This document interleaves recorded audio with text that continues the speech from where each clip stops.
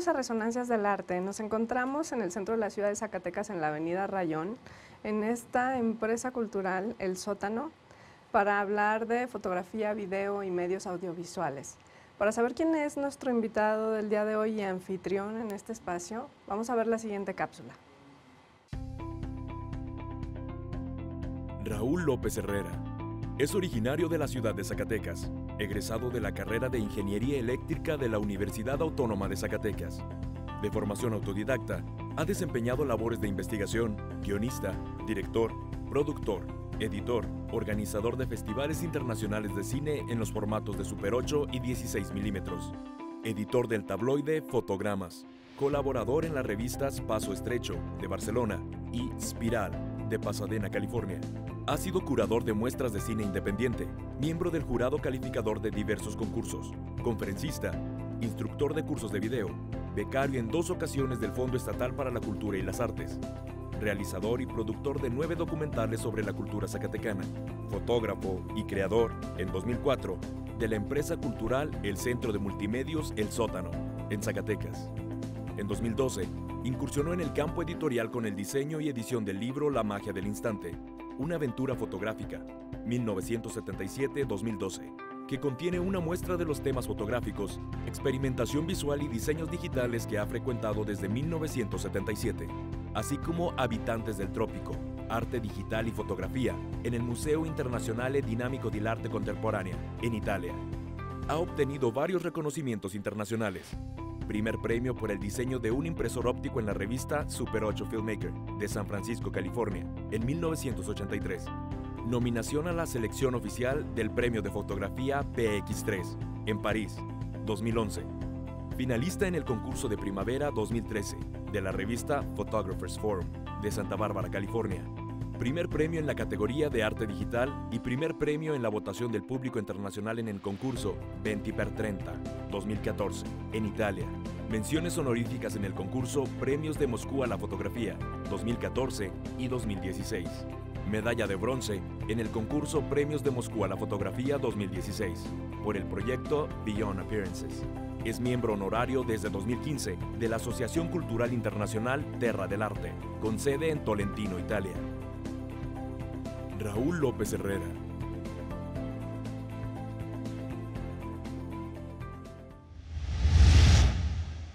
Nos encontramos entonces en esta sala de medios audiovisuales con el empresario cultural, fotógrafo, creador, Raúl López. Muchas gracias, Raúl, por invitarnos a este espacio y por compartir con nosotros un pedacito de lo muchísimo que has hecho en medios audiovisuales desde Zacatecas.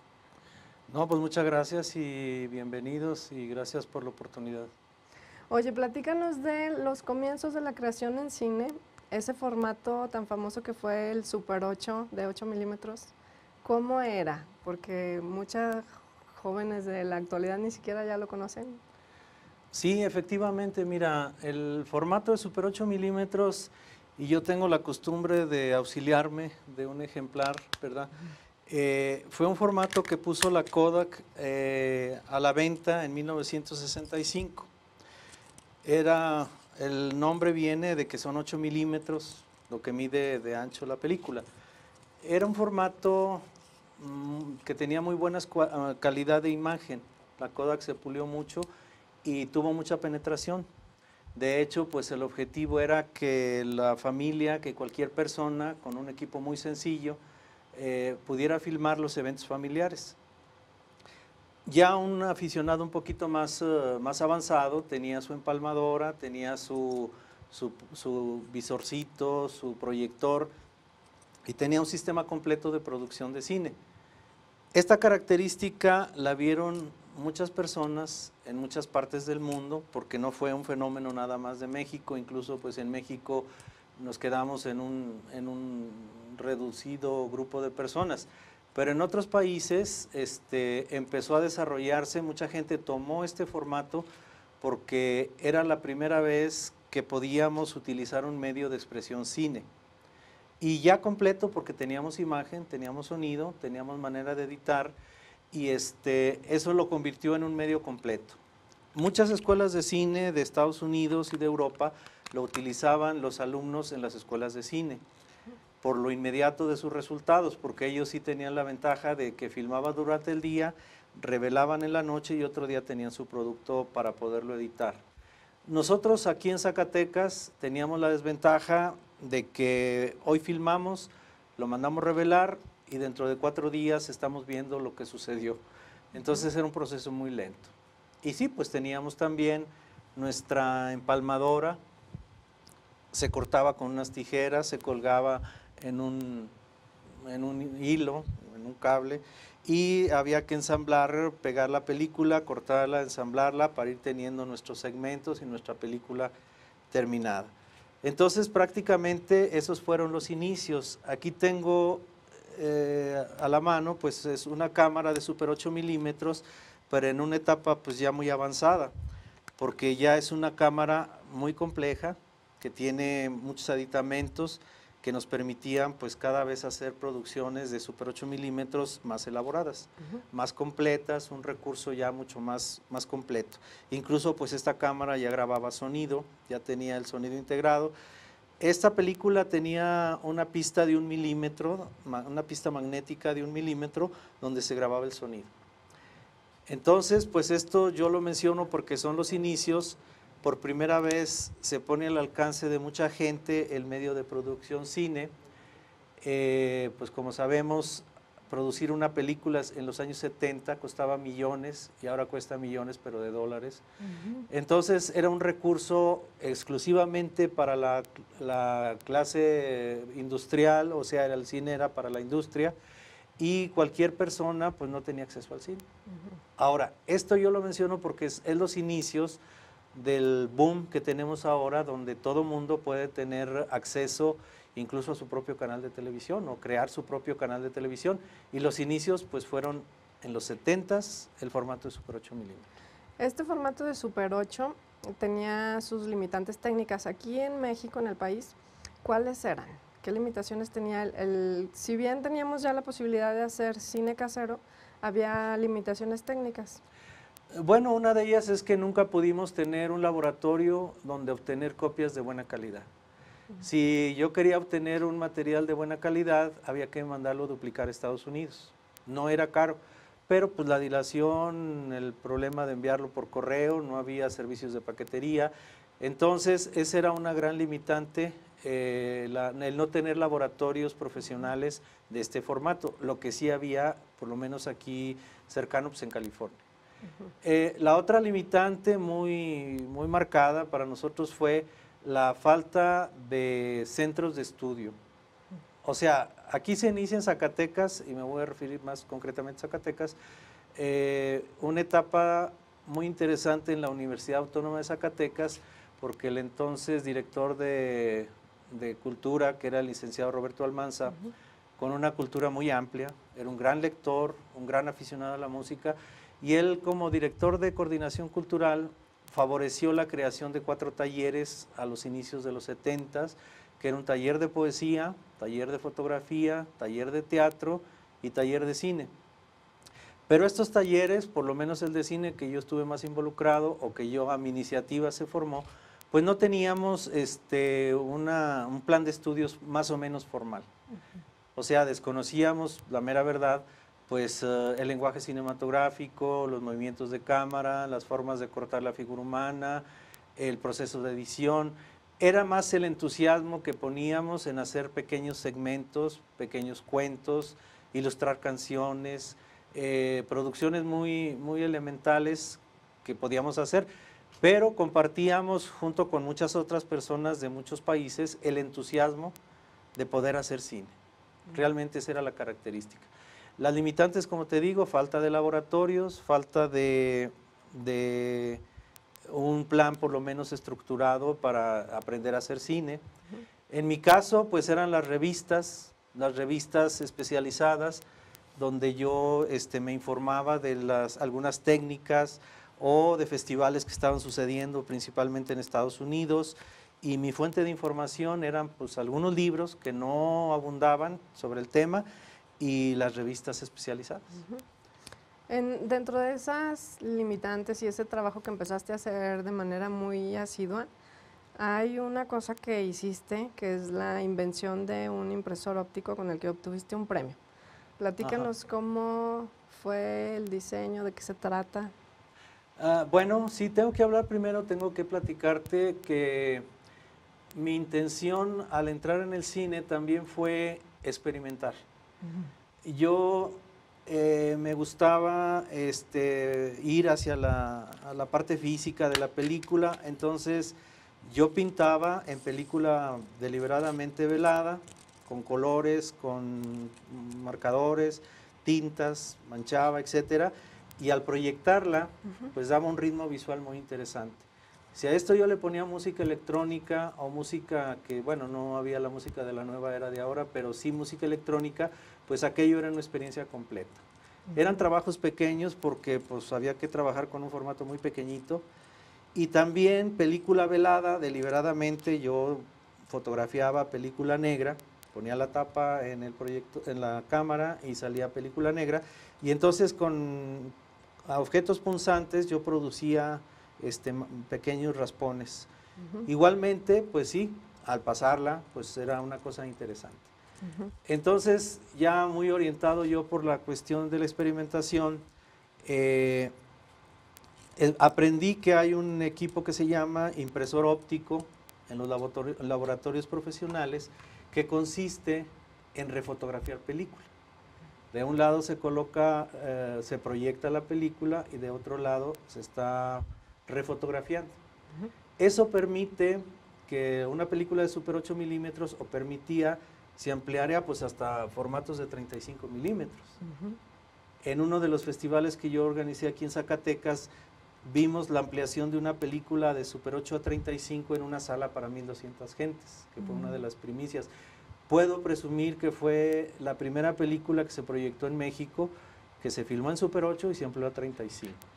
Entonces, la cuestión técnica, porque no tienes que olvidar que yo salgo de la Escuela de Ingeniería Eléctrica y tenía esa orientación técnica.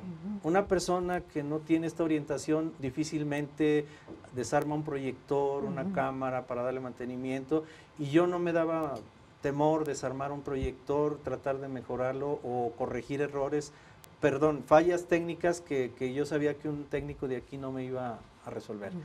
Entonces yo decidí de un proyector de desecho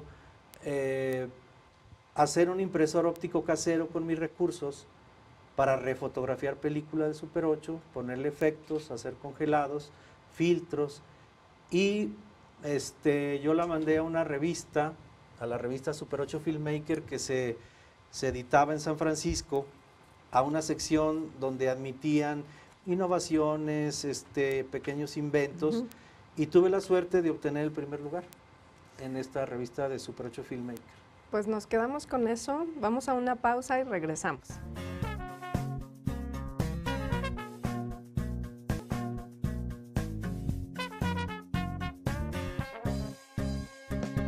Gracias por seguir con nosotros en Resonancias del Arte. Estamos hablando sobre cine en este momento con el creador Raúl López. Muchas gracias. Y gracias a ustedes por seguir con nosotros. Nos quedamos con las muestras de cine, ya en creación de casero con el formato 8, Super 8 milímetros. ¿Nos puedes decir cuáles fueron los logros de esas muestras, tanto a nivel local como nacional e internacional? Bueno, sí, una etapa importante fue que en 1979 yo me decidí a organizar un festival de cine. Sus inicios fueron buenos porque fueron auspiciados por Fonapaz, el equivalente de Conaculta de entonces, que nos otorgó 3 premios de $500, que en ese tiempo pues eran muy atractivos. Entonces hubo una muy buena respuesta y el festival se alargó hasta 1983, o sea, llegó a la quinta versión. A raíz de ahí empezamos a recibir invitaciones y yo tuve la suerte de llevar en 6 ocasiones muestras de cine Super 8 mexicano, no nada más mi trabajo, sino de todos los que estaban trabajando en Super 8 en México, a lugares tan importantes como la Cinemateca de San Francisco, la Universidad de California en Los Ángeles, el Pasadena Film Forum y otros lugares. ¿Cómo se termina finalmente este formato del Super 8 milímetros? Bueno, para 1983, 84 ya venía muy fuerte, ya existían los prototipos del del formato en video, ya estaba empezando a entrar todo lo que es el video y empezamos en la etapa de video con el formato Betamax, con la enorme ventaja de que pues ya no había que esperar el revelado, como la filmación era magnética, pues inmediatamente podíamos regresar la cinta y podíamos ver lo que había sucedido. Las primeras cámaras eran muy bromosas, la videocasetera pesaba 20 kilos, la cámara era muy grande, la calidad mala y el equipo muy caro. Pero poco a poco todo esto fue reduciéndose en tamaño, mejorando en calidad y empieza pues ya los formatos de videocassette como el VHS y todos los que conocemos ya, ¿verdad? Entonces se inicia hacia 1985, finales de los 80s, toda ya la etapa del video. Sí, y esta etapa del video trae pues como consecuencia la apertura de estos negocios de renta de películas, la posibilidad de la piratería y pues la progresiva desaparición de salas de cine. Sí, efectivamente, generó toda una revolución porque aparecen ya, como tú dices, la renta de negocios, perdón, la aparición de negocios para la renta de videos y la piratería porque pues era muy fácil tener 2 videocaseteras y copiar y vender. Pues no nada más se trataba de tener las películas que a mí me gustan, sino que empezó a verse como negocio. Sí. Llega a tal grado esto que desaparecen prácticamente los cines. En Zacatecas, muchos municipios que tenían hasta 2 cines desaparecen. Yo tengo un amigo que tenía una sala, un cine en San Juan de los Lagos y me decía en esa época que se mantenía de la dulcería, no ya de las entradas del cine. Entonces también incluso afectó porque las leyes antipiratas pues no existían. ¿Quién iba a reproducir una película de 35 milímetros? Pues sí, probablemente una empresa, un millonario, una institución podría lograr, pero compraban las copias, no las duplicaban ellos. Sí. Entonces sí generan que desaparecen los cines y vuelven a aparecer prácticamente hace 10 años con las salas múltiples que tenemos ahora, ¿verdad? En esa época tú también empezaste una nueva experimentación, ahora con documentales, que eso implica, aparte de la técnica y de todos estos procesos de los que nos hablaste, la investigación histórica, porque hiciste sobre morisma, sobre arquitectura. Platícanos un poco de ese proyecto. Sí, bueno, mira, al tener ya un sistema de producción en casa, a mí me despertó el interés en generar un material para la venta, ya en formato inicialmente en VHS, que era el que se estandarizó. Entonces, siempre tuve yo la intención de poner a la venta material cultural zacatecano. Empecé con una serie que se llamó Joyas Culturales 1 y 2, que venían en un estuche grueso, con temas que yo consideré esenciales para iniciar. O sea, algo relacionado con la ciudad de Zacatecas, la catedral, Jerez, el convento de Guadalupe, zonas prehispánicas de la Quemada y Chalchihuites. Entonces, aquí ya no se trataba pues de hacer lo que yo quería, sino que de meterme a la investigación, porque ya hacer para la venta pues era la responsabilidad mía de lo que yo estaba transmitiendo, pues iba a ser juzgado por personas o maestros o especialistas, gente como tú, que iban a decir, oye, aquí se equivocó esta persona y nos está dando un dato falso. Entonces yo siempre traté de recurrir a autoridades y tuve la suerte de contar con algunas personalidades como incluso el profesor Cuauhtémoc Esparza. Si bien él no me revisaba, sí me daba orientaciones por dónde irme para la investigación. Yo le llegué a llevar guiones completos ya escritos y decirle, maestro, ¿qué le parece? Y me decía, pues está bien, ¿verdad? Está bien o está mal, o me gusta esto, no me gusta esto. Él no se metía muy a fondo ya en la producción de esto. Y el otro factor interesante era dónde los voy a vender.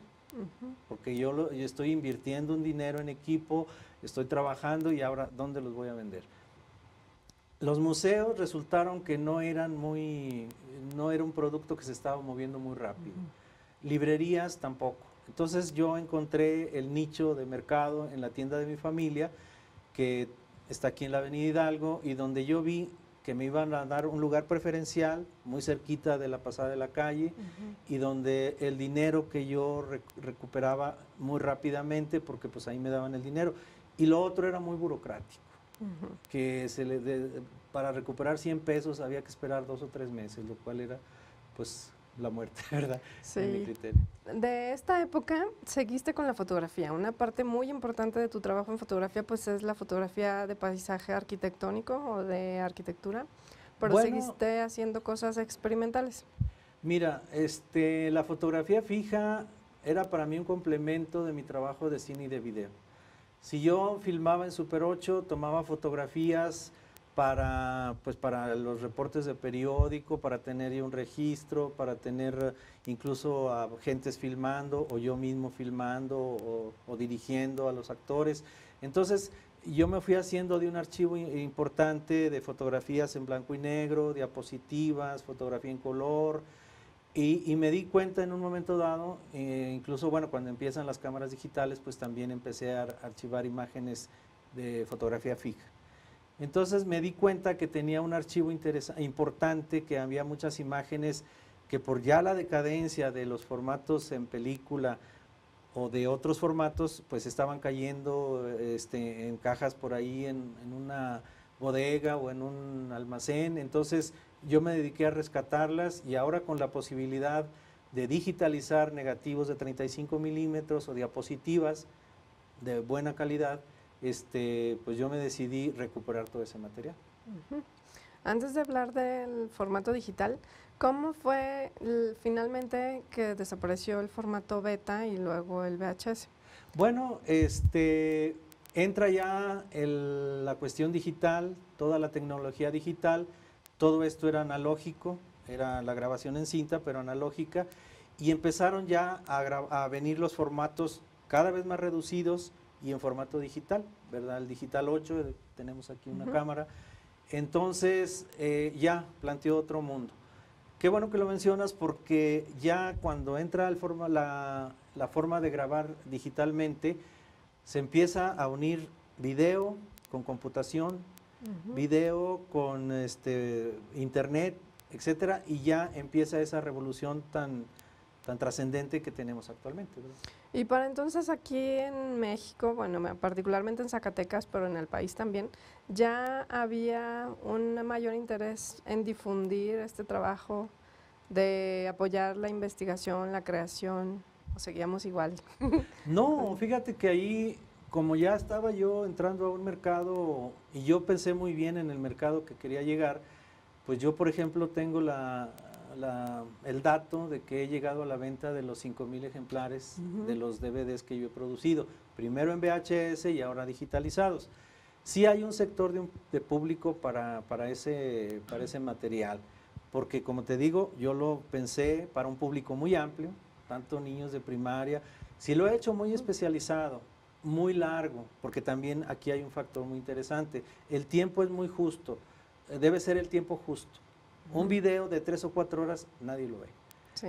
Tiene que ser justo y aprendí la lección de que en un video tiene que ir diferentes temas para diferentes tipos de gentes y muy accesible la información. La tienes que dosificar porque es para un público muy amplio. No puede ser una terminología muy complicada o si se da, pues hay que explicarla, ¿verdad? Si estoy hablando técnicamente o de términos estéticos, pues hay que explicarlos o ponerlos al alcance de la gente. Porque, bueno, la televisión, que era donde ya se veían estos materiales, pues tiene muchos distractores, ¿verdad? Tú lo estás viendo no en una sala como aquí, donde la proyección, se apagan las luces y nos concentramos, sino que la televisión está en medio de la cocina, de la sala, y donde tocan la puerta y donde suena el teléfono. Entonces, las técnicas deben ser de capturar a la gente, de capturar a la persona para que se centre en el aparato de televisión, por lo menos Pues, en esa época. Entonces, nos quedamos con estas imágenes que estamos viendo atrás y vamos a una pausa.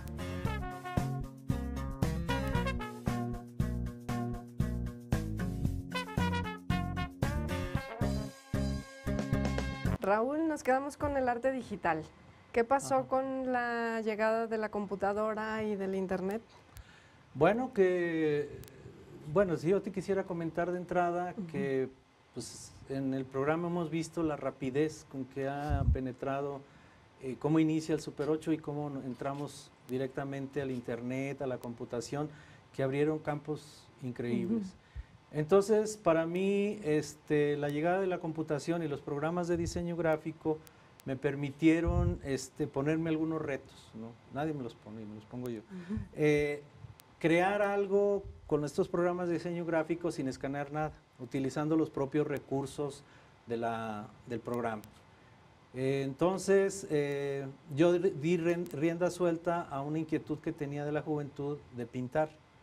Yo hubiera querido ser pintor a los 14, 15 años, ¿verdad? No se dieron las condiciones por faltas de escuela, por falta de ambiente, de compañerismo, o las personas que pintaban pues eran personas muy aisladas o las veíamos muy arriba.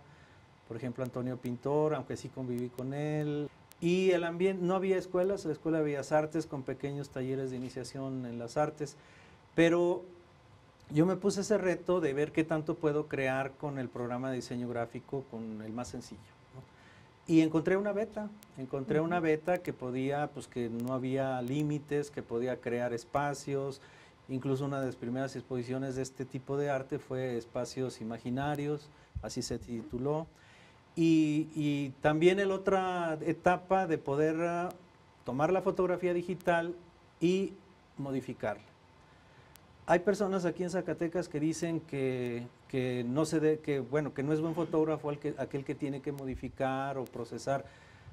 Pues la limitación se la pone uno, porque yo he logrado pues aislar la figura, crear un espacio diferente, hacer mezclas, o sea, hay una infinidad de creatividad en todo este proceso. Entonces, para mí fue una herramienta muy buena, muy poderosa, y que yo me explayo, me entretengo mucho, me relaja y me divierte, y me siento muy bien creando en el arte digital. Y en el video particularmente, ya con esta herramienta de la computadora, bueno, pues se simplificó enormemente todo, aunque yo lo dejé un poquito de lado. Yo más bien me centré en la fotografía digital y en el diseño digital, ¿verdad? Y de este nuevo diseño y experimentación hiciste una publicación, que ya sí. antes fueron documentales, ahora es este libro que tienes aquí. Bueno, sí, como te decía yo, la fotografía fue un complemento de mi trabajo en video y en cine, pero me di cuenta que tenía una gran cantidad de fotografías, y decidí, tenía la opción, o hago una exposición o hago un libro. El mismo trabajo me va a costar. Hacer una exposición, y la exposición va a durar un mes o algo así, y el libro pues va a quedar por ahí, trascender, lo puedo vender, lo puedo regalar. De hecho, yo lo hice con la intención de vender, sí he vendido algunos ejemplares. Pero también me di la oportunidad pues de poder seleccionar 100 fotografías, desde diapositivas, fotografías en blanco y negro, diapositivas en color, etcétera, y seleccionar temas. Me di cuenta que tenía una constante de temas, uno de ellos arquitectura, naturaleza, personas, que era una constante que yo podía ver que los frecuentaba esos temas y que me interesaban.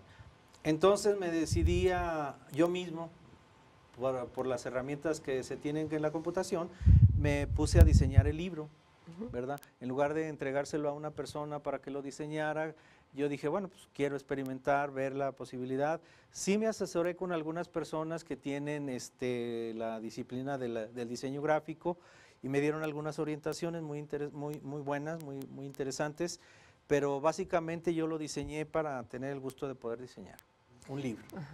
Entonces, esta es una etapa interesante para mí, o importante en la etapa del diseño digital. Con esta nueva etapa, te diste cuenta que tienes muchísimo trabajo en fotografía y empezaste a trabajar aún más, y has participado en varias exposiciones. Sí. Platícanos cuál fue la primera y la más representativa. Bueno, el internet a mí me ha favorecido de que me llega constantemente información, las bases para concursos de fotografía o de diseño digital en muchas partes del mundo. Basta con inscribirse en una página para que constantemente le lleguen a uno las bases de todo tipo de concursos de fotografía, de todas partes del mundo, de Japón, de Rusia, de Estados Unidos, de Francia, de Inglaterra, y ya uno ve si puede o no participar. Hay una cuota mínima, ¿verdad? Pero hay una gran libertad, hay una gran seriedad, y la característica es que no se encajan en una sola categoría. Aquí se organiza un festival, un concurso de fotografía, y todo va al mismo costal. Fotografía periodística, fotografía de naturaleza, artística, experimental. Y no, en los festivales a los que me llega información hay categorías muy bien definidas. Y la característica es que se tienen que enviar por internet y puede uno participar. Y yo he participado y he tenido la suerte de ganar algunos premios en estos festivales, en estos concursos, ¿verdad? Hay uno que ganaste hace poco tiempo que fue en Italia y Ajá. llevaste la exposición. Platícanos de esa experiencia. Bueno, hay una organización en Belforte del Chianti, Italia, que se llama Museo Internacional Dinámico de Arte Contemporáneo, que organiza estos concursos anualmente. Entonces yo envié 2 diseños digitales, procesé la imagen, cambié los fondos, etcétera, y lo envié al concurso. Entonces tuve la suerte de obtener el primer lugar y el primer lugar también de la selección del público internacional, porque además de someterlo ellos, los trabajos a un jurado, pues también abren para que el público vea las fotografías y vote me gusta o no me gusta. Entonces tuve la suerte de obtener esos 2 premios, 2 primeros lugares, y el premio principal era una pequeña cantidad en euros, pero una exposición de un mes allá en Belforte del Chianti. Entonces, pues para mí, yo lo he dicho muchas veces a los periodistas, lejos de ser unas vacaciones agradables, fue una gran responsabilidad. ¿Por qué? Porque por el nivel cultural tan importante que tiene Italia, el nivel cultural económico, y yo, pues más de que estar relajado, pues estaba un poquito más preocupado de cómo voy a representar yo, pues no nada más a Zacatecas, sino a México. Sí. ¿Qué imagen quiero dar yo de lo que es mi país, ¿no? Entonces, bueno, no tuve muchos problemas. Yo llevé 20 fotografías de personajes de la vida cotidiana de la ciudad de Zacatecas. Hicimos muy buen papel, la crítica nos fue muy favorable y fue una experiencia extraordinaria, ¿verdad? Ahorita que mencionas la participación de México en el extranjero en estas muestras, ya desde los años 70, cuando es el formato del Super 8, no hay mucha participación ni de los mexicanos y menos de los zacatecanos. Tú eres pionero en eso y un gran representante. ¿Cómo ves ahorita el panorama actual? Que si bien tienen el acceso a internet, no muchos tienen el acceso ni a los idiomas, ni a las técnicas, ni a los trabajos de calidad. Pues fíjate que sí, y yo lo comento con mis hijas o con mi hijo, de que no se compara. Bueno, entonces hacíamos todo con alfileres y ligas y palillos, y el entusiasmo, el deseo de crear era lo que nos impulsaba. Actualmente sí, tienen que entender que hay una gran cantidad de herramientas muy favorables. Ahora ya se puede estudiar cine en una universidad de Nueva York por internet, a un costo bastante barato. Entonces, pues yo pienso que deben aprovechar jóvenes y no tan jóvenes o niños, aprovechar estas oportunidades. Nunca había estado tan al alcance de la gente tanta información y tantas posibilidades. Y ahora ya no hay la excusa de que yo no sé lo que está pasando en Argentina, yo no sé lo que está pasando en Boston. ¿Por qué? Porque de nuestras disciplinas, cualquiera que sea, un médico veterinario o quien sea, pues entra a internet y se entera de lo que está pasando en su campo en cualquier parte del mundo.